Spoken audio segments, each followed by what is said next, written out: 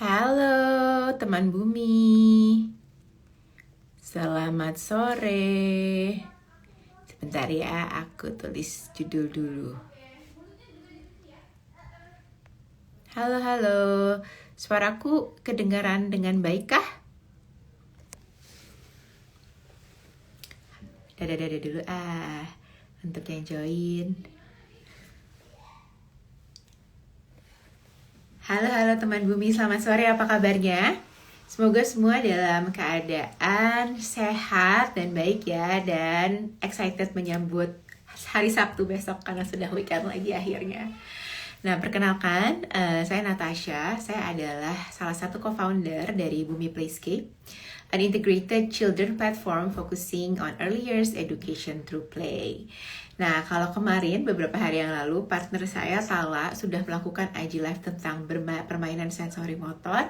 Sore hari ini akan ada IG Live yang seru juga dan pasti topiknya sangat relatable untuk teman-teman bumi. Coba sekarang aku mau tanya di sini, teman bumi, siapa yang pernah anaknya merasakan GTM?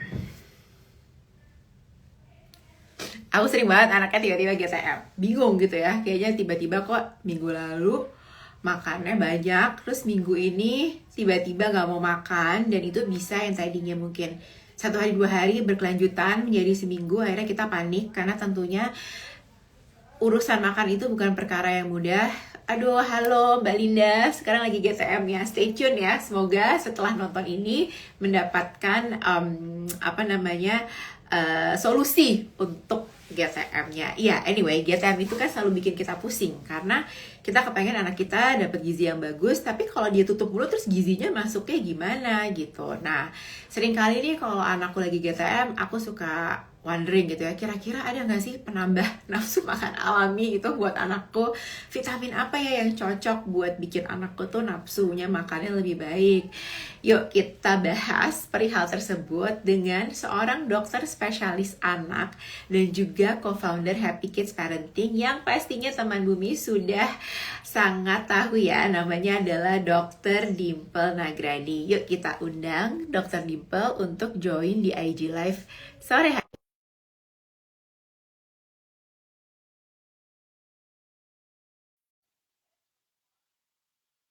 Coba nih, udah aku accept. Accept. Oke. Halo, Halo, selamat sore Dokter Dimple, salam kenal. salam kenal, nice to meet you.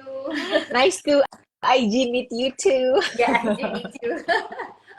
How are you, dokter? I'm good, terima kasih banyak atas undangannya. Terima kasih juga atas waktunya dan sudah berkenan untuk membagi ilmu dengan teman bumi yang nonton di sore hari ini. Oke, mungkin sebelum kita mulai pertanyaan-pertanyaan yang seru, boleh dong Dokter Dimple kenalan sedikit ke teman bumi. Oke, jadi saya Dimple Nagrani, saya seorang dokter spesialis anak dan passion saya adalah membantu anak-anak untuk makan lagi, ya kan? Jadi banyak sekali nih anak-anak Keren. GTM. Kemudian juga untuk bantu menyusui juga gitu ya. Jadi maksudnya nutrisi yang seimbang. Jadi jangan sampai kita cuman fokusnya ke berat badan saja, tapi ternyata makannya susah gitu kan. Jadi itu adalah salah satu fokus saya. Oke, thank you nih perkenalan Dokter Dimple. Nah, mungkin pertanyaan pertama ya, kita langsung aja bertanya. Apa sih sebenarnya kasus-kasus yang paling sering Dokter Dimple tangani terkait masalah makan sama anak? Pada anak. Terkait Oke. masalah makan pada anak ya. Jadi ternyata kasus yang tersering itu adalah labeling. Salah Ah, melabel anak sebagai GTM, oke. dan honestly ini mulai sejak sosmed. Oke. Oke, jadi seakan-akan anaknya nggak mau makan ternyata karena dia lagi sakit, terus kita ngomongnya itu, oh anak saya GTM. Jadi Oke. seakan-akan kata-kata GTM ini terlalu gampang kita gunakan sekarang, dan setiap kali kita melabel sesuatu, itu jadi memberikan kita beban mental dan beban emosi. Jadi itu adalah ternyata masalah yang terbesar gitu, tanpa kita sadari sebenarnya setiap kali anak kita tidak mau makan itu 100% ada alasannya. Jadi setiap kali dia nggak mau makan tuh pasti ada alasannya dan tidak selalu GTM gitu ya dok ya. Betul, betul. Jadi maksudnya, um, oke, kita bisa ngomong bahwa GTM itu adalah gerakan tutup mulut gitu kan. Tapi Mm-mm. seakan-akan kalau kita melabel, kita udah menamakan anak saya nggak mau makan sama dengan GTM, itu kesannya adalah masalah yang sangat berat gitu. Mm-mm. Jadi kayak seakan-akan kita itu udah pakai kacamata kuda bahwa anak saya GTM, anak saya susah makan, anak saya GTM, anak saya susah makan. Padahal judulnya contohnya dia susah makan karena dia bosan dengan nasi, dia maunya roti. Dia susah makan karena dia kenyang karena tadi baru aja dikasih pisang gitu. Ya. Atau dia susah makan karena contohnya dia ASI terus-terusan, jadi dia DBF on demand. Setiap kali nangis sedikit atau bete sedikit langsung nyusul, langsung nyusul, langsung nyusul, kan itu juga merupakan salah satu hal yang menyebabkan anak untuk kenyang. Betul. Jadi kesannya kita melabel anak kita yang susah makan tuh itu yang seringkali membuat kita orang tua jauh lebih panik. Dan karena kita ngecap anak kita GTM, jadinya setiap kali kita mau ngasih makan, emosi kita itu udah amburadul duluan. Udah parno duluan ya, pasti dia Iya, nggak mau buka mulut nih iya, gitu. iya, iya. Dan jadinya kita kesannya bisa memaksa, terus kemudian kita bahkan bisa nangis saat anak kita nggak mau makan, atau kita mohon-mohon, dek please dek satu lagi gitu kan. Iya, iya, Kalau iya. kita terus-terusan memaksa mereka, mereka semakin kabur gitu, mereka nggak happy. Karena kitanya juga nggak santai jawabinnya. Nah, kalau misalnya kasus-kasus yang tadi dokter bilang kan sebenarnya masalah utama tuh labeling ya. Jadi Ya, sebenarnya label pada anak yang tidak mau makan itu kan bukan semuanya GTM. Ada juga yang tadi kayak dokter bilang mungkin snack time-nya terlalu deket sama main meal time-nya gitu. ya, Mungkin juga terlalu sering dikasih ASI atau mungkin juga terlalu sering minum betul. susu gitu kan. Jadi ya emang nggak ada rasa lapar gitu dalam diri anak. Tapi sebenarnya kasus tidak mau makan sama kasus picky eater atau kasus makannya diemut itu sebenarnya mirip atau itu memang termasuk di kategori masalah makan, dok? Oke, jadi yang kita bilang kategori masalah makan itu adalah masalah yang diawali karena anaknya tidak mampu mengunyah. Hmm, Ya, jadi contohnya anaknya tidak mampu mengunyah, atau anaknya tidak mampu menelan, atau dia ada muntah terus ya, jadi gagging refleksnya itu terlalu sensitif atau yang lain. Tapi ternyata pas dilihat-lihat, saya itu udah mendalami makan kira-kira 4 tahun, 4,5 tahun, udah hampir 5 tahun sekarang. Ternyata yang purely bener-bener 100% murni karena masalah sensori atau oromotor itu dikit banget. Sampai saat ini saya baru ketemu 4 pasien yang murni karena masalah sensori oromotor. Jadi itu benar-benar ya, harus terapi dulu gitu ya, baru kemudian kita bisa melihat gerakan mulutnya bagus gitu ya. Jadi gerakan rahang juga, kemudian, dan itu juga salah satunya karena karies. oke. Giginya full karies, jadi dia tidak bisa mengunyah dengan Dengan baik. baik. Jadi sekali lagi itu bukan murni karena masalah oromotor kan.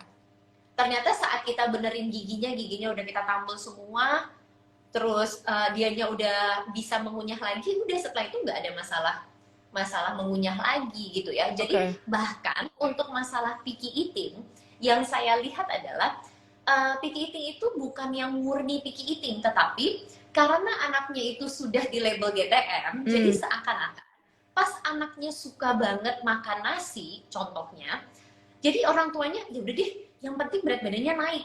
Setiap hari, setiap waktu, nasi, besok nasi, besok nasi, gitu kan. Ya, Jadi seakan-akan kita yang membuat anak kita GTM karena kepanikan kita. ya, ya. Karena Iya kan? desperasi kita juga ya Iya, dok ya, agak desperate gitu kan. Abis kan kita kan selalu, again, melihat anak kita dengan kurva tumbuh kembang gitu ya. Karena nih saya mengalami sendiri nih anak saya yang paling kecil itu sepertinya kok saya labelin picky eater dari dia lahir gitu, dari dia iya, mulai makan gitu.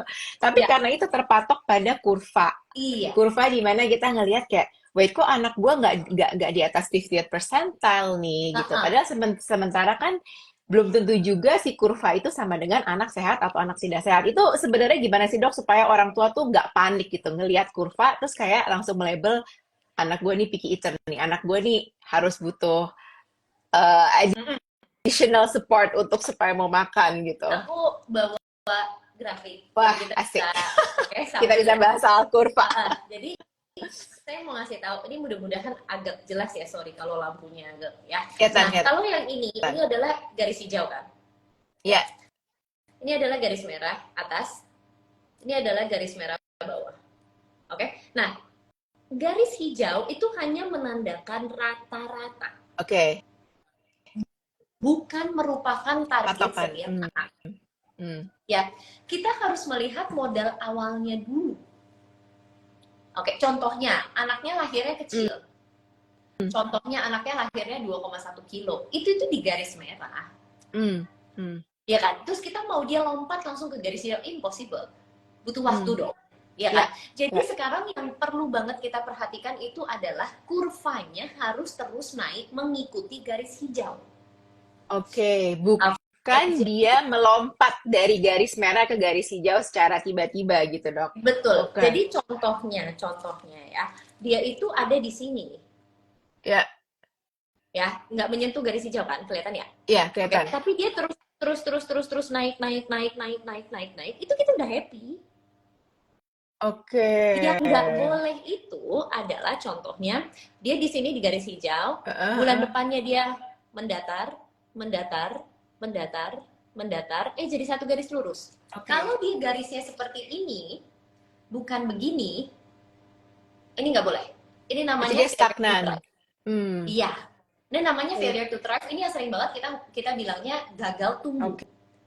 Oke, jadi kurvanya itu pola kurva itu jauh lebih penting dibandingkan dengan garis hijau. Kalau dia di garis hijau tapi dia kurvanya begini ya kita nggak happy juga, Hmm. Hmm. Hmm. ya kan? Wah, Jadi ini harus agak melenceng dikit nih. Kita juga tiba ya ngomongin kurva. nggak apa-apa nggak Gak apa-apa apa-apa ya? maksudnya Gak apa-apa ya? ini kan buat pengertian Iya, supaya kita sebagai orang tua itu nggak panik, iya, supaya kita tahu iya. ekspektasi kita karena ya Bu sebenarnya saat ini yang paling nggak enak itu adalah seakan-akan berat badan merupakan salah satu hal yang terpenting. Hmm. Ya, jadi seakan-akan ini adalah faktor terpenting pokoknya anak saya berat badan harus di garis hijau. Jadi seakan-akan anaknya berat badan di garis hijau, makan apapun terserah. Makan nasi doang, biarin aja, yang penting di garis hijau. Makan roti coklat doang, gak apa-apa, yang penting di garis hijau. Hmm. Makan donat doang, gak apa-apa, yang penting di garis hijau. Kan itu salah persepsi. Iya, salah, betul. Jadi patokannya hanya angka, bukan actually isinya gitu kan. Betul, betul, Oke. betul. Jadi Karena maksud will it pembahasan, affect dog like later on, like for example ya, I know that pasti there are a lot of parents ya, yang penting beratnya bagus, terserah mau makan apa. But will it affect later on if the nutrients is not like a dense nutrients, you know what I mean? Like, I mean if it's just like heavily on carbs instead of like ya, tinggi di protein, itu efeknya bakal kerasa ketika anaknya umur berapa oke. sih, Dok? Protein itu kita butuhkan untuk otot. Kita tidak bisa membuat otot dari karbohidrat. Oke. Hmm. Dan sayangnya ya, ini sering kali saya ketemu anak-anak yang baru aja ya kemarin gitu. Dok, anak saya hanya mau makan nasi. Jadi benar-benar 100% itu dikasih nasi doang. Anaknya nggak gemuk-gemuk karena anaknya aktif banget Pakai karbohidratnya. kepake. Jadi benar-benar karbohidrat di dalam tubuh kita berubah menjadi gula. Ya Hmm. kan? Jadi kalau kita terus-terusan memberikan dia karbohidrat itu kita yang membuat dia aktif, habis itu kita omelin. Terus Not kita fair. label lagi anak gue hyperactive. Iya, hyperactive ya karena kita sehari-hari ngasihnya roti coklat, terus kita ngasihnya nasi. Ya. Iya kan? Jadi maksud saya itu nomor satu ya. Jadi karbohidrat diubah jadi gula. Hmm. Oke. Nah kalau protein itu kita selalu namakan tanda kutip ya. Itu adalah building blocks. Hmm. Oke, building blocks-nya itu building blocks dari massa otot dan juga dari hormon. Oke, jadi barang-barang yang ada di dalam tubuh kita itu dibuatnya dari protein. Hmm. Organ-organ di dalam tubuh kita. Oke, isinya daya tahan tubuh kita, antibodi kita itu terbuat itu dari protein. Segitu pentingnya protein. Jadi protein itu yang menentukan bagus tidaknya barang yang ada di badan kita gitu ya, Dok ya? Betul, betul. Dan lemak itu, otak kita itu terbuat dari lemak. Ah, Iya kan? Jadi benar-benar kita itu membutuhkan energi dari karbohidrat, protein kita butuhkan juga supaya kita bisa building blocks, ya. lemak kita butuhkan supaya kita bisa menggunakan hormon kita dengan baik, kemudian kita juga Hmm. bisa perkembangan otaknya juga bagus. Jadi Hmm. benar-benar kita tuh membutuhkan tiga-tiganya gitu. Nggak bisa kita cuma kasih roti coklat doang terus berat badannya di garis hijau terus kita happy. Nggak ada. Ya. Wah, ini seru banget. Kita di barusan ada yang bilang, ini bagus banget pembahasan karbohidrat protein. Videonya di-save, tenang, videonya di-save. Tapi karena saya sudah janji ngomongnya penambah nafsu makan alami, I have to direct Lanjut. myself first. Nanti kita bikin lagi mungkin IG Live selanjutnya kita ngomongin tentang Ya, nutrisi ya, yang lebih ya. spesifik untuk tumbuh kembang anak. Oke, Dok. Nah, dokter kan sudah mendalami urusan makan ya. Urusan makan ini kan pasti memang one of the most crucial thing gitu. Like every parents have to face begitu mereka punya anak Ya. gitu. Nah, dokter mendalami selama 4,5 tahun, hampir 5 tahun gitu. Nah, tentunya kita juga tahu nih bahwa di Happy Kids ini dokter juga membuat gitu ya, membuat kelas online sukses makan gitu. Boleh dong dok diceritain ini kelas apa sih kok menarik banget kelas online sukses makan? Oke. Jadi sebenarnya saya bahkan saya itu tidak mau menamakan kursus online ini sebagai kelas GTM. Hmm. Karena sebenarnya anak kita itu pada dasarnya itu mereka pinter makan. Hmm. Tapi kayaknya banyak orang tua yang salah kaprah atau kebingungan saat anaknya tidak mau makan. Jadi kita dari Happy Kids itu membuat video. Videonya itu ada 30 video. Per video itu kira-kira sekitar 3-7 menit. Bisa ditonton di tablet, bisa nonton di HP, bisa nonton di laptop. Jadi itu benar-benar very practical tips. Dari hari pertama MPASI apa saja sih yang harus dimakan, apa saja yang harus dikonsumsi. Kalau anak kita tidak mau makan, penyebabnya itu apa aja. Gitu ya. Jadi benar-benar kita dari Happy Kids itu selalu tujuannya adalah sharing practical tips. Jadi supaya tips-tips ini bisa langsung dipraktekin, bahkan kita sampai ada video masak. Kita ada menu. Kita ada menu, Nice. jadi menu-menunya itu jadi biar mama sama papa nggak bingung juga gitu kan. Dan menunya itu bukan yang nasi doang gitu. Jadi kita ada menu rice bowl, terus kita bikin perkedel, cara bikin bubur, cara bikin kaldu, semuanya itu udah ada lengkap. Dan tujuan kita itu benar-benar untuk membantu sesimpel mungkin. Cuman dengerin video 3-7 menit, mudah-mudahan anak kita itu jadinya nggak GTM. Jadi kita lagi ngomongin prevention and cure.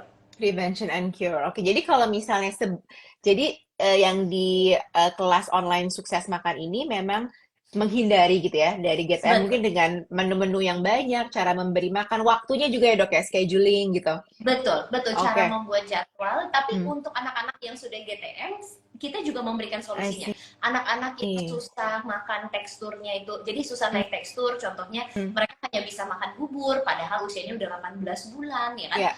Itu juga udah ada step by step, langkah-langkah naik tekstur. What do we do kalau dia gagging, dia mengemut, dia melepeh, apa aja yang harus dilakukan tuh semuanya udah lengkap banget kita bahas. Jadi teman bumi nanti sehabis IG Live ini jangan lupa kepoin Happy Kids Parenting ya dok ya, untuk lebih tahu tentang kelas online sukses makan. Semoga nanti bisa juga tuh membantu teman bumi mencari solusi ya daripada GTM atau misalnya kenapa kok anak gue kayaknya bosen dengan menu-menu yang ada di rumah. Nah sekarang pertanyaan selanjutnya dok. Nafsu makan anak atau eating behavior-nya itu tuh berpengaruh banyak kan tadi kan dokter bilang kalau misalnya kayak yang sensory issue atau oral issue tuh it's very little ya from what you found so far out of the 5 years of you focusing on eating gitu. Nah, berarti sisanya tuh karena apa dok? Is it because psychology issue atau lebih ke environment atau kenapa sih dok? Apa yang bikin anak itu tidak nafsu makan atau eating behavior-nya acak-acakan gitu? Percaya atau tidak, 90% kasus GTM itu dikarenakan anak diberikan makan saat belum lapar. 90 berapa persen dong? Kalau aku bisa bilang 99, aku bilang deh 99. Beneran, Aduh. karena seakan-akan karena kita udah labeling dia GTM, karena kita takut anaknya stunting, jadi setiap kali anak kita tidak mau makan, kita langsung nggak kepikiran ini solusinya apa. Jadinya kita kasih cemilan, cemilan, cemilan, cemilan, cemilan, cemilan, kapan aja Hmm. dia mau. Hmm. Anak tidak akan makan saat perut tidak kosong. Ya. Jadi, meskipun banyak orang tua yang ngasih tahu, dok saya ngasih biskuitnya cuma setengah, dok saya nggak ngasih banyak-banyak. Dok saya nyusuinnya itu cuma 3 menit, dok saya nggak nyusuin lama-lama. Tetapi, anak kita itu akan berkurang nafsu makannya. Saya mau ngasih contoh ya buat Hmm. mama dan papa yang lagi nonton hari ini ya. Jadi, contohnya nih, kita sekarang udah jam 16.20, kita belum makan siang, udah kelaparan banget gitu kan. Hmm. Dan kalau sekarang contohnya udah kelaparan, kita makan 1 keping biskuit. Badan kita segede gini, ya 40 sampai 90 kilo kita anggap ya. Kita karena udah kelaparan, kita makan 1 keping biskuit. Bayangkan rasa lapar kita sebelum kita makan biskuit dan sesudah kita makan 1 keping biskuit dengan badan kita segede gini. Sebelum kita makan biskuit, rasa lapar kita itu level 10. Tapi setelah kita makan biskuit, rasa lapar kita kayaknya level 3, level 2. Kayaknya 1 jam lagi saya nggak makan juga nggak apa-apa. Kalau perut kita sudah bergerak, nafsu makan menurun. Nafsu makan hilang. Jadi kita jadinya kalau dikasih nasi uduk sekarang kayaknya oh oke, makasih ya. Karena tadi udah makan biskuit. Tapi kalau kita lagi kelaparan banget tiba-tiba ada yang beliin kita nasi uduk kayaknya oh makasih ya gitu ya. Jadi kan karena nafsu makannya lagi bagus gitu loh. Jadi bayangkan anak kita terus-terusan seharian penuh Snacking all day. all day random snacking gitu. Jadi keluhannya adalah dok anak saya makannya banyak sekali. Oh iya boleh bu, boleh tolong dikasih tahu gitu makannya apa aja gitu kan. Biskuit coklat, wafer pisang, strawberry, and the list goes on. We don't have time, we only have 24 hours. Kalau kita random snacking, kapan puasanya? Ya. Iya, Kapan kita perutnya makan besar ngerasain lapar gitu ya? Iya, kita makan besar 3 kali. Ntar kita minum susu 4 sampai 5 kali.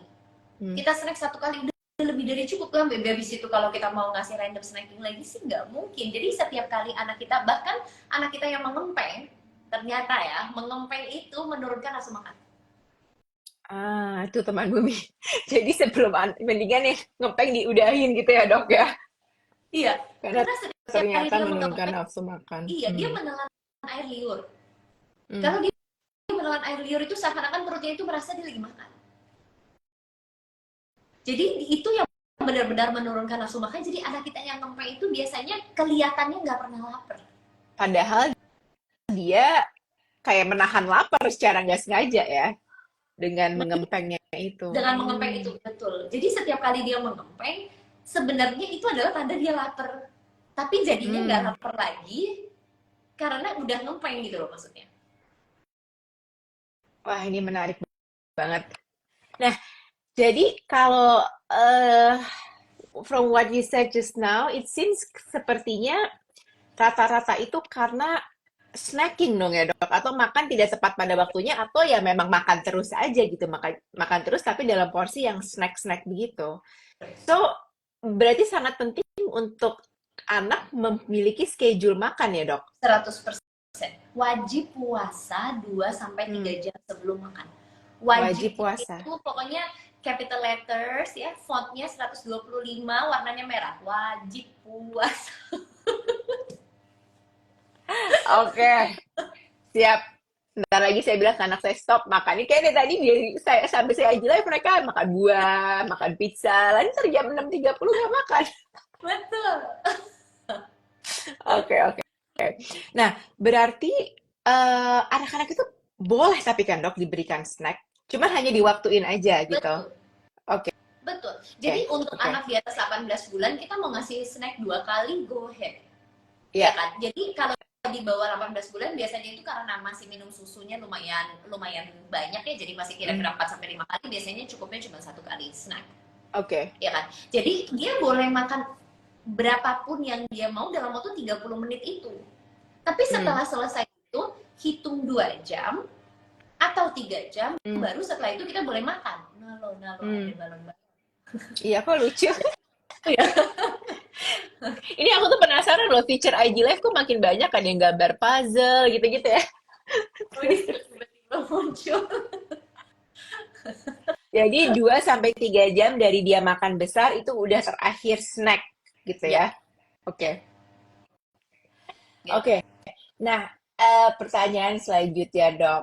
Tapi kan ini mungkin aku nggak usah ngelihat script ya. Aku langsung Ya, nanya ya, aja ya, karena udah banyak ya ya, yang dibicarain.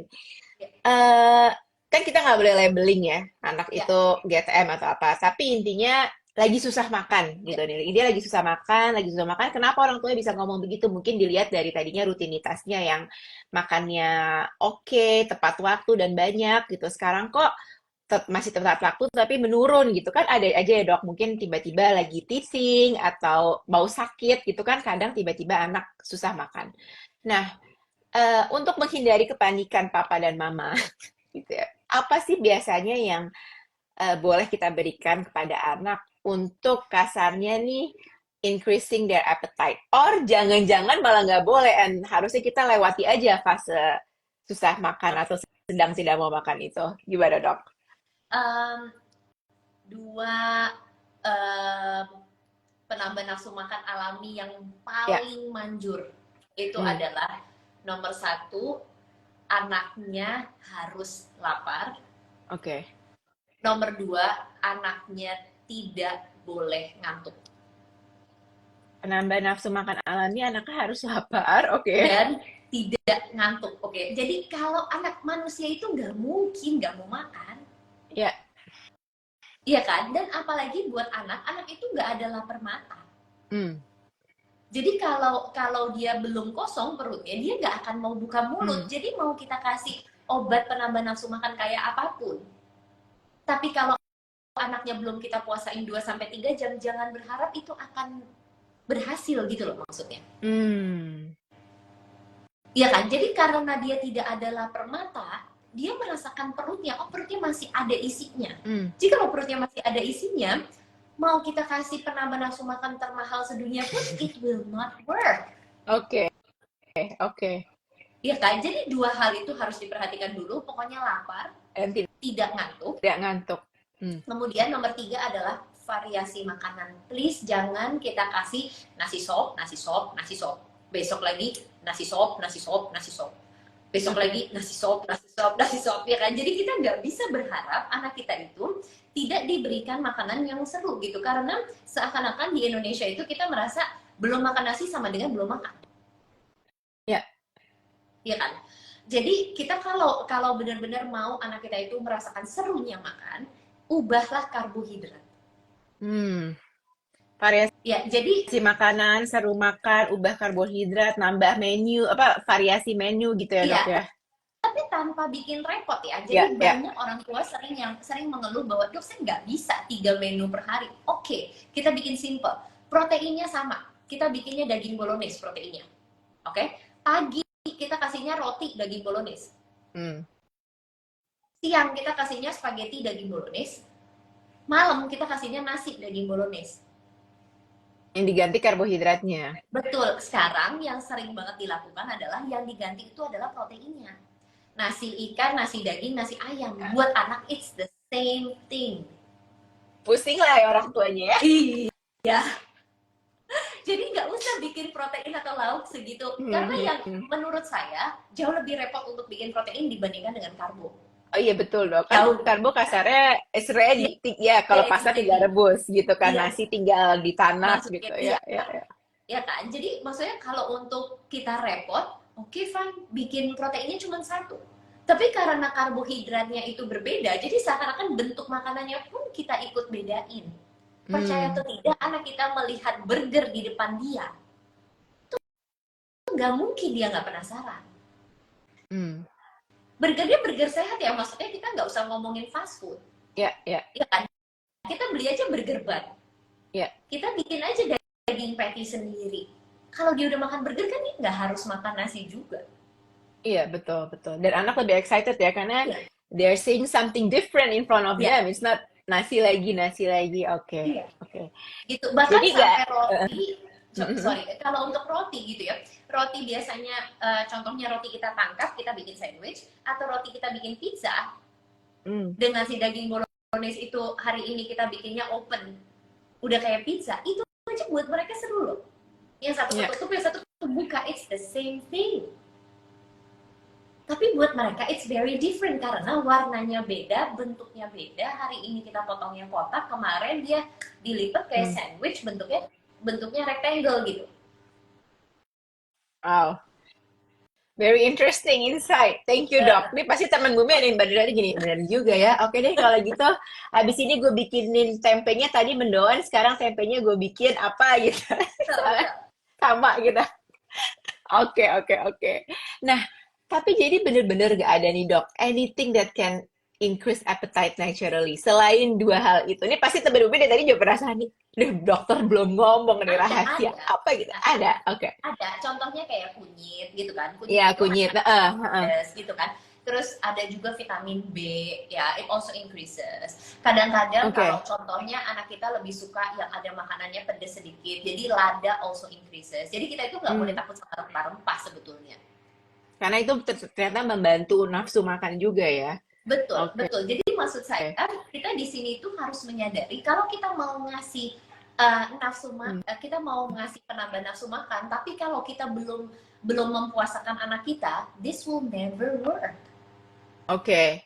Oke. Jadi intinya anak itu harus keadaan lapar, dia tidak ngantuk, dan baru dimasukkan penambah nafsu makan yang alami seperti rempah-rempah tadi atau vitamin B tadi ya. Betul, betul.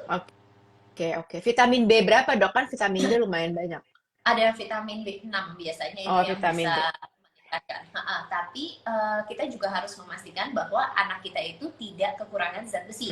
Karena kekurangan zat besi bisa menurunkan nafsu makan. Jadi seakan-akan zat besi merupakan salah satu penambah nafsu makan kalau anaknya itu anemia. Jadi iron ya? Zat besi Ya, itu iron. betul. Oke. Ya, Tahu kekurangan atau tidaknya gimana, Dok?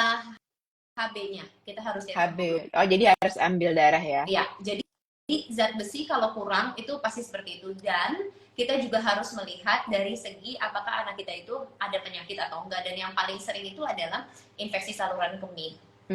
Infeksi saluran kemih itu juga bisa menurunkan nafsu makan. Jadi di sini saya menyebutkan penambah nafsu makan dan juga ada yang menurunkan nafsu makan supaya yang menurun ini bisa kita tanganin juga gitu. Jadi anemia, terus kemudian ISK atau infeksi saluran kemih, atau penyakit kronis contohnya seperti TBC, itu juga menurunkan nafsu makan. Jadi kita harus beresin ini juga. Jadi benar-benar kita di sini itu nggak boleh terus-terusan minta penambah nafsu makan, tapi ininya nggak dibenerin. Dan yang terakhir, penyakit yang paling sering memberikan masalah makan itu adalah saat anaknya kembung. Jadi kalau dia kembung, ini merupakan salah satu faktor yang bisa menurunkan nafsu makan dikarenakan sensasi penuh di perut. Jadi anak kita itu nggak bisa membedakan apakah ini itu kenyang atau penuh.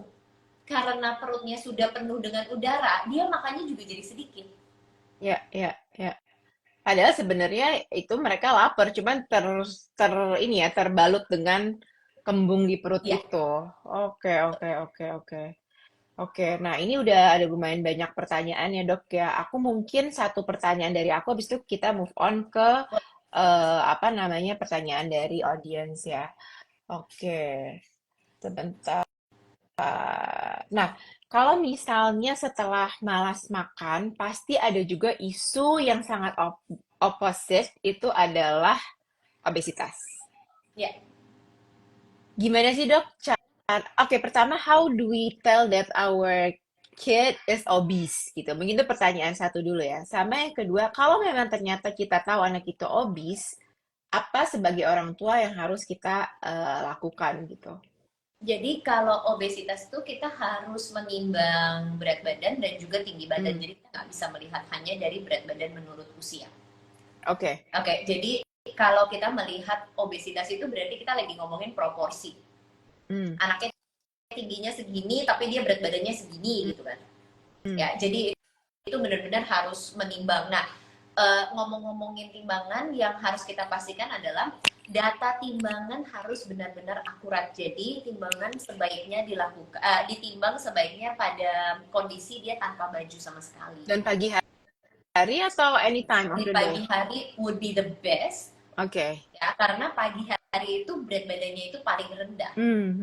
Ya, Hmm. jadi kita kalau bisa melakukan kita bisa melihat kenaikan berat badan pada pagi hari itu true body weight increment. Itu benar-benar kita bisa melihat bahwa berat badan terendah dia itu benar-benar naik. Jadi kalau kita itu compare atau membandingkan berat badan pagi dengan berat badan malam, itu bahkan bedanya bisa 300 sampai 500 gram. Iya, betul. Betul. Ya kan? Buat orang dewasa itu bedanya bisa 600 sampai 1 kilo. Panik kalau orang dewasa disuruh dibilang siang-siang. Jadi kita timbangan itu penting banget ya. Oke. Jadi sama tinggi badan. Kalau tinggi badan juga berdirinya yang benar gitu kan. Kalau dia di bawah usia 2 tahun dihitungnya panjang badan, yaitu sambil tiduran. Kalau di atas 2 tahun tuh sambil berdiri. Ya, jadi itu harus diperhatikan. Nah, kalau tata laksana dari obesitas, kalau anaknya itu masih full ASI, kita nggak terlalu khawatir. Kita meminta anaknya itu untuk dalam tanda kutip olahraga. Jadi tummy time ya kan, terus dia akan nanti belajar merayap. Terus jadi jangan terus-terusan kita gendong. Kita inginnya di atas usia 4 bulan udah belajar duduk gitu kan. Kalau dia belajar duduk, dia menggunakan ototnya juga yang meningkatkan metabolismenya juga. Tapi saat dia di atas usia 6 bulan kan udah mulai makan ya. Jadi kita tidak akan pernah meminta anak untuk diet. Kecuali kebanyakan asupan gula. Yang kita dietin itu adalah asupan gula. Jadi kita tidak akan mengurangi jumlah makannya. Jadi contohnya, anak kita yang usianya let's say 18 bulan atau 2 tahun, dia makan 1 telur nggak cukup, dia maunya makan 2 telur. Go ahead, nggak apa-apa. Karena telur protein dan ada lemaknya ya. Betul. Tapi jangan sampai pas nanti dia lagi snack time, dia makannya wafer, roti coklat, dia makan puding, mendingan dia makan buah gitu loh maksudnya, pas lagi snack time. Ya, jadi yang harus kita lakukan, kita pilih-pilih gitu. Jadi jumlah makanannya masih sama, jangan sampai anak kita kelaparan, karena kita beda banget ya orang dewasa dengan anak itu, karena perkembangan otak mereka itu jauh lebih pesat. Jadi jangan sampai mereka kelaparan, tiba-tiba perkembangan otaknya juga nggak optimal gitu. Ya. Jadi yang di cut down memang kalau untuk obesitas itu lebih ke gulanya ya dok ya. Oke. Alright, I think kita udah harus masuk ke pertanyaan-pertanyaan dari IG Live. Ini, sorry sebelumnya dokter, kita bisa sampai jam berapa live-nya? Kita terserah, mau rencananya awalnya jam 17 ya? Iya, jam 17 ya, Oke. rencananya ya. Oke, aku maximize sampai jam 17. Oke, mungkin aku pilih dulu pertanyaannya dari Novita Chandra. Dok, anak 17 bulan apakah wajib diberikan snack jika hanya makan utama 3 kali dan susu saja, apakah cukup? Sorry, usianya berapa? 17 bulan. Oh, udah harus dikasih snack. Jadi snack di sini itu kita berikan biasanya buah-buahan. Oke. Jadi 17 bulan ya, buah-buahan. Harus masuk. Jadi udah dari usia 6 bulan itu kita sudah memberikan snack. Jadi snacknya itu dalam bentuk buah gitu. Jadi awalnya kita kasih 2 kali makan besar plus 1 snack. Nah loh, nanti kok bisa ada balon gitu, gimana caranya? Gak tahu, saya juga bingung. Lucu. Nanti kalau udah 7 bulan ke atas, kita memberikan 3 kali makan besar dan 1 snack. 17, oke. 3 kali makan besar dan snack. Nah, masih penting nggak anak umur 2 tahun minum susu, dok? Kalau berat badannya sudah bagus, di atas usia 2 tahun, benar-benar terserah aja. Kalau berat badannya udah berlebih, kita menghentikan susu.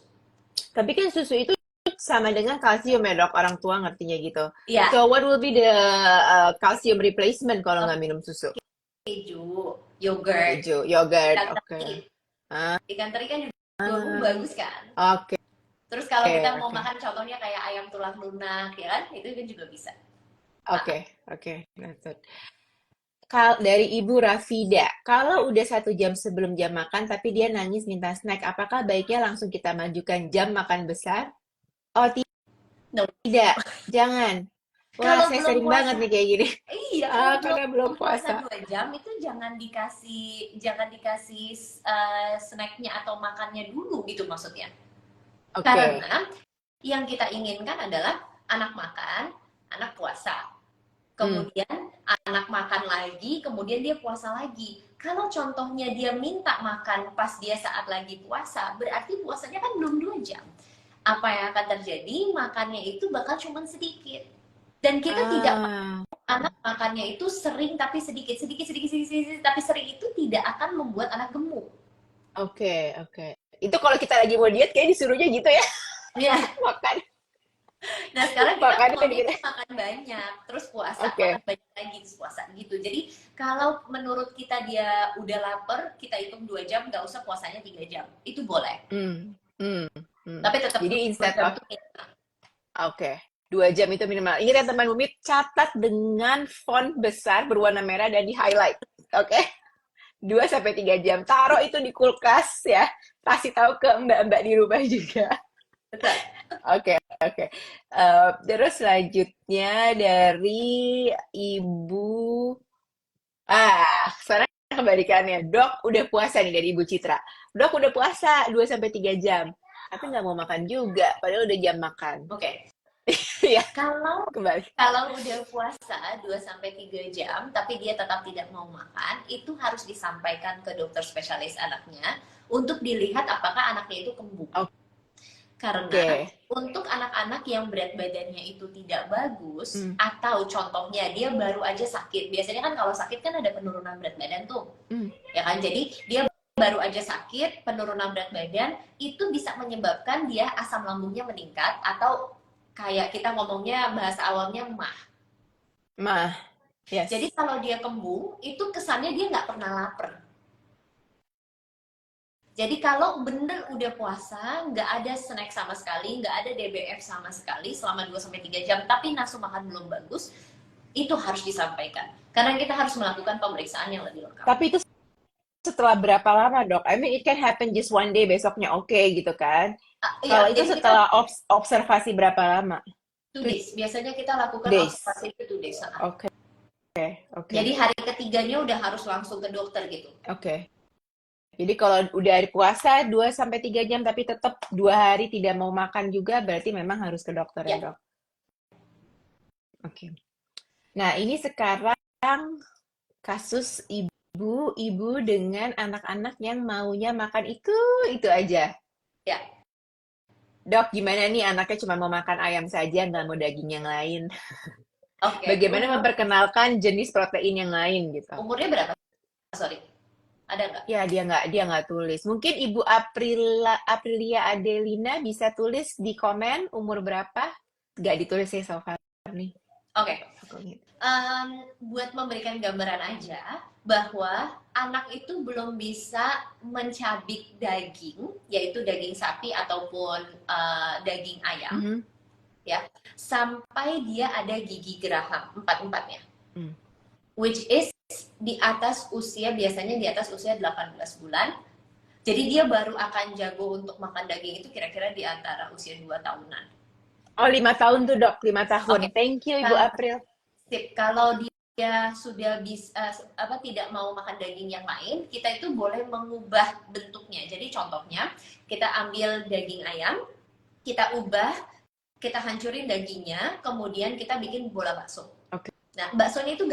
gampang-gampang aja ya, maksudnya nggak usah yang pakai tepung atau yang lain. Jadi kita ambil aja adonan dagingnya, kemudian kita campur sama telur, telurnya udah kita kocok, Hmm. terus kita bisa goreng gitu kan, atau kita panggang gitu. Nah, kalau kita sudah mengubah bentuk, baru nanti kita akan melakukan hal yang sama dengan daging sapi. Oke. Gitu. Jadi daging sapinya itu kita samakan bentuknya. Jadi kita lakukan juga dagingnya itu kita cincang, kemudian kita campur sama telur, kemudian kita bisa memberikan dia biasanya itu tidak akan terlalu menyadari karena bentuknya sama. Hmm. Oke? Atau kita bisa bikinnya seperti patty. Hmm. Jadi hari ini kita bikin patty ayam, besok kita bikin burger juga, tapi kita bikinnya patty daging sapi gitu, let's say. Ya, jadi itu namanya food chaining. Food chain, oke. Food chaining itu jadi kita menggeser, tapi menggesernya itu kita samakan bentuknya. Hmm. Gitu. Jadi anak-anak yang suka makan mie terus-terusan gitu contohnya. Ya kan? Jadi kita boleh memberikan dia spaghetti gitu loh maksudnya. Jadi kita geser. Jangan tiba-tiba Oke. dia dari sukanya mie terus kan. Jadi awal contohnya bener-bener nggak mau makan yang lain. Awalnya dari mie yang lurus ke mie keriting dulu gitu loh maksudnya.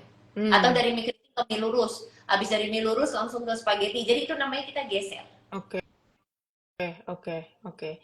Jadi bukan langsung dirubah gitu ya, Dok Iya, ya, tapi pelan-pelan diintroduce dengan bentuk-bentuk yang lebih beda. iya, And I think it makes the children feels excited juga ya, karena kan dia betul. nemuin bentuk baru. Dan itu kembali lagi ke yang tadi dokter bilang, anak harus seru gitu makannya ya. Ya, ya betul deh. Mama nggak boleh ngomel-ngomel kalau di rumah kan pokoknya. Salah satu hal yang sulit juga. Bisa gampang. Harus ikut kelas itu dok kayaknya yang tadi online sukses makan dok. Dok, by the way itu cara daftarnya gitu. Sebelum kita lanjut lagi tadi saya lupa nanya loh. Itu cara daftarnya gimana dok? Eh, Ikut kelas online sukses makan itu. Kelas online sukses makan tuh bisa di apa di langsung daftarnya itu di www.happykids.id. Oke. Jadi kita punya website ya.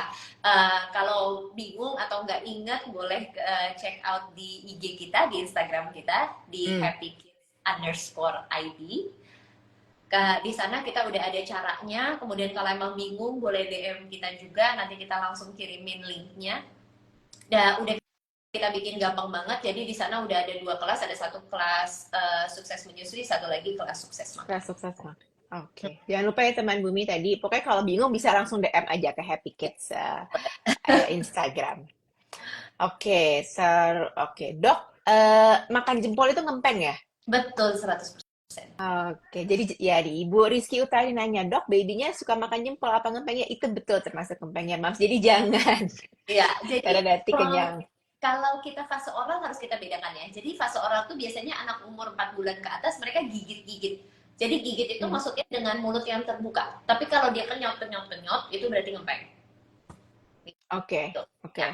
Jadi kalau fase oral tuh kayak mungkin lagi teething gitu ya, sakit gitu, gusinya bengkak. Oke. Atau dia pas lagi mau mulai makan dia gigit-gigit ya kan. Tapi Ya. mulutnya terbuka gitu kan. Kalau ngenyot Mhm. itu berarti kan masuk terus dia nyot nyot nyot nyot. Nah itu nggak boleh. Oke, itu yang bikin nafsu makannya menurun Ya kalau betul. dia mengenyot itu ya. Oke. Nah, zat besi apakah boleh diminum tiap hari, dok? Boleh kalau udah ada rekomendasi dari dokternya, apalagi buat bayi ASI biasanya kita memberikan tambahan zat Hmm. besi. Kalau kita nggak tahu apakah butuh zat besi atau enggak, itu biasanya kita periksa darah dulu. Biasanya yang Hmm. kita berikan zat besi setiap hari itu sampai usia 2 tahun. Oke. Jadi better memang cek ke dokter ya kalau memang Ya, sudah ingin memberikan ini. Oke. Lalu, wah ini ada mitos-mitos nih dok. Katanya anaknya abis dilap nggak mau makan. Ada nggak sih dok mitos-mitos anak nggak mau makan karena sesuatu? oke.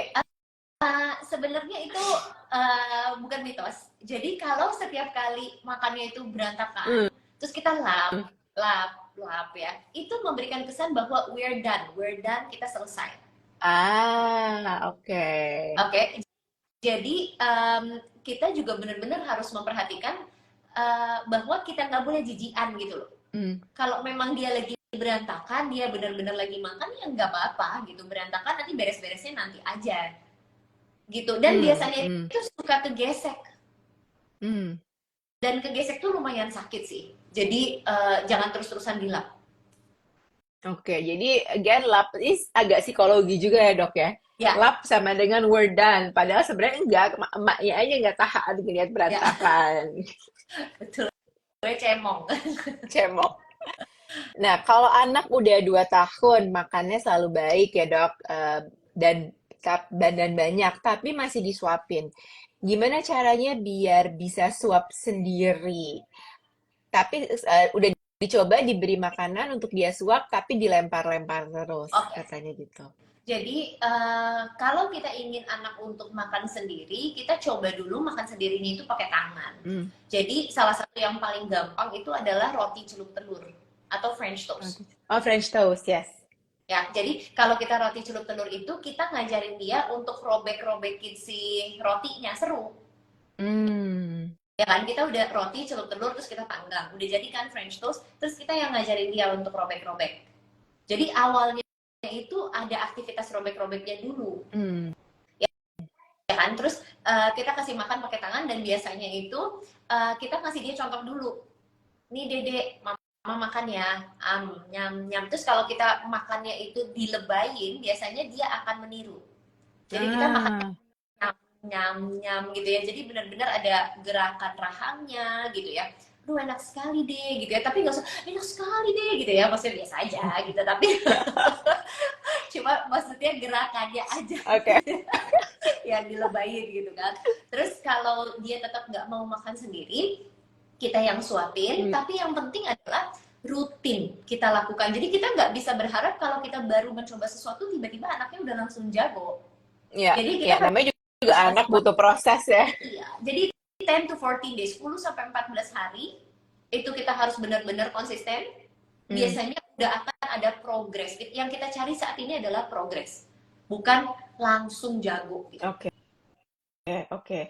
Tapi memang umur berapa sih dok anak tuh sudah lebih comfortable dengan mau makan sendirinya? Karena terkadang ini juga culture ya. Kalau saya ngelihat, saya punya ada keponakan di Jepang gitu. Mereka tuh udah makan sendiri aja, rapi dan tidak berantakan, tidak cebong, orang tuanya tidak harus melap-melap gitu kan. Sementara kalau di sini tuh kayak, kok ini anak saya yang 6 tahun juga kadang lebih cepet kalau disuapin, dan kita pasti tendensinya akan kayak, udah deh, makan aja cepet-cepet gitu kan. Itu tuh sebenarnya secara faktor psikologis atau behavior ya dok, itu saya umur berapa sih anak itu seharusnya sudah harus makan sendiri gitu? Oke, kalau seharusnya sudah, ya itu di atas usia 2 tahun kita mulai latihan, itu yang seharusnya ya. Seharusnya itu di atas 2 tahun kita mulai latihan, 2,5 tahunan tuh dia udah bisa. Dia udah makan sendiri. Oke, tapi kita lihat bahwa sekarang nih tendensi anak-anak yang jauh lebih muda ya, 8 bulan, 9 bulan udah nggak mau disuapin lagi. Jadi karena BLW itu ya, BLW. Iya, jadi kita nggak harus, awalnya kita tidak rencana untuk BLW. Tapi memang 8 bulan sampai 10 bulan kan kita harus naik tekstur. Gitu. Iya, betul. Ya, jadi kalau pas kita suapin tuh dia bener-bener wah gitu, harus berantem dulu gitu, bener-bener gerak sana gerak sini, nggak mau dikasih makan sama sekali. Ya kan? Tapi kalau sekalinya itu kita memberikan dia makanannya itu kita cuil-cuil, jadi kita ngasihnya itu persuapan di depan dia, jadi kita ngasihnya itu kayak cuman 2 suapan apa 3 suapan gitu di depan dia, biasanya dia akan mengambil dan dia akan makan. Oke. Gitu, tapi jangan pernah kita di depan dia kita ngasihnya nasi terus buncis, terus ada ikan, terus ada sop, ada banyak banget gitu kan, anaknya bingung, nggak bisa. Terus nggak mau makan karena bingung. Ya. Tapi kalau kita ngasihnya roti celup telur udah kita suwir-suwir, super easy untuk membuat anak-anak. Oke, jadi mungkin bisa tuh teman bumi kita coba dulu dengan menu yang tadi Dokter Dimple bilang, roti celup telur. Menu ini pasti ada kan dok di kelas online Sukses Makan itu? More reasons to subscribe. Oke. Now, ini mungkin pertanyaan terakhir ya teman bumi, karena aku tadi janji sama Dokter Dimple jam 17.00 selesai. Oke. Dok, kalau anak makan sendiri, apa tetap 30 menit harus diangkat, piring habis tidak habis? Wah, ini apa namanya, ada di bahasanya apa? Period, apa timingnya, apa sih? Feeding rules. Itu gimana dok? Harus tetap 30 menit atau ya terserah aja sampai selesai gitu? Kalau terserah sampai selesai, bahkan banyak sekali anak-anak ya yang dikasih makan sampai 2 jam. Udah gitu, pokoknya yang penting makannya itu habis, harus sampai 2 jam. Udah gitu keliling-keliling kompleks sambil lihat burung, sambil lihat kucing, ya kan? Aduh, gitu kan. Nah, itu yang membuat jadwal makannya jadi berantakan. Jadi sekarang, setiap kali kita mau ngasih anak kita makan, kita hanya memiliki waktu 30 menit. Oke. Dalam waktu 30 menit ini, berapapun anak kita makan, kita wajib menghentikan. Karena kalau dia makannya sedikit di sini, kita tetap puasakan 2 jam. Saya janji, dia akan lapar di makan berikutnya. Jadi dia akan balas dendamnya itu di makan berikutnya. Jadi yang awalnya dia cuma makannya segini, makan berikutnya bisa makan tiba-tiba segini. Gitu. Tapi kalau ininya kita panjangin, makannya sedikit, sedikit, sedikit, by the time dia harus makan tuh dia belum lapar. Maka itu makannya sedikit, sedikit, sedikit, sedikit, sedikit terus. Karena setiap kali makan 1,5 jam, 2 jam. Jadi nggak pernah ada break ke perutnya, lambungnya penuh terus, nafsu makannya nol.